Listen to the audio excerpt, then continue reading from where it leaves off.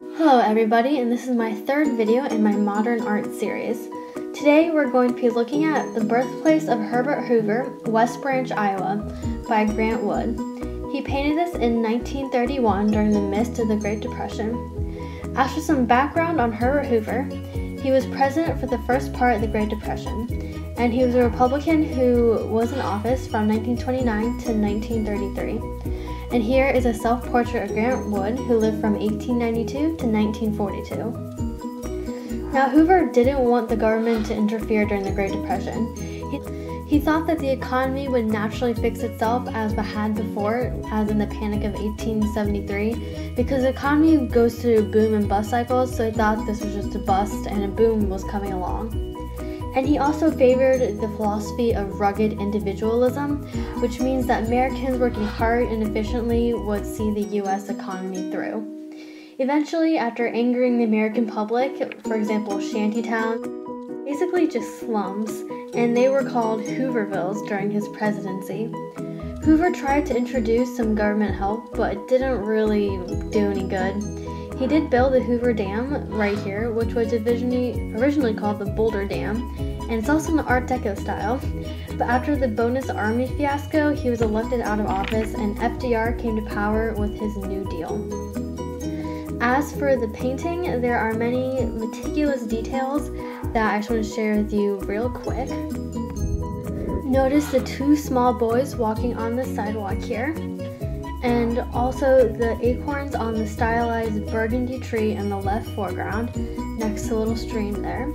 There's also a small man with a prominent shadow gesturing to the cottage, and also, interestingly, a cemetery in the background, which it's very detailed, but it's also a bit foreboding.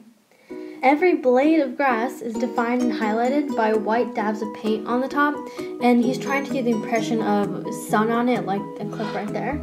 And it's in the style of American regionalism, which sought to glorify the American rural sprawl and American small-town values like honesty and hard work. And another example of Wood's American Gothic, which depicts a farmer and his wife in front of their rural dwelling.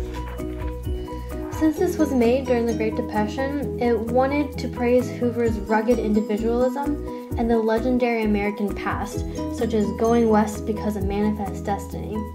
This painting was a symbol of hope for poor Americans, but it could also be propaganda for Hoover, because he's trying to say, you know, I'm a man from humble beginnings just like you, so you should vote for me and trust me.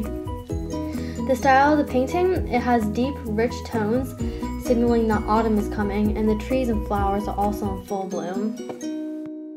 The leaves of the trees, for example on the far right, are stylized and separated into distinct, unreal blocks of color that don't really form a representational tree, and they're more like rounded blobs instead of individual leaves.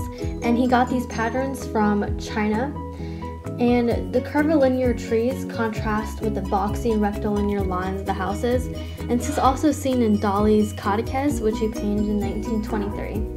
Wood's painting depicts the ideal American town that's really impossible to look like in real life. The light source is coming from the left, and this is manifest by prominent shadows, especially in the tree-lined path in the shadow of the little man who's pointing towards the cottage.